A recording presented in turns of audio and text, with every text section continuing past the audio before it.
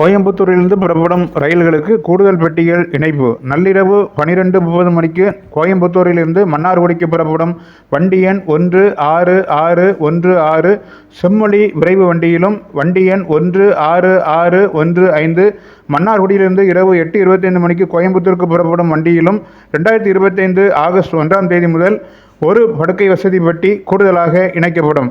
வண்டி எண் 22616 கோயம்புத்தூரில் காலை 6:10 மணிக்கு புறப்படும் திருப்பதி விரைவு வண்டியில் 2025 ஆகஸ்ட் 1ஆம் தேதி முதலும், வண்டி எண் 22615 திருப்பதியில் பிற்பகல் 2:55 மணிக்கு புறப்படும் திருப்பதி கோயம்புத்தூர் விரைவு வண்டியில் ஆகஸ்ட் 2ஆம் தேதி முதலும் ஏசி இருக்கை வசதி பெட்டி ஒன்று கூடுதலாக இணைக்கப்படும்.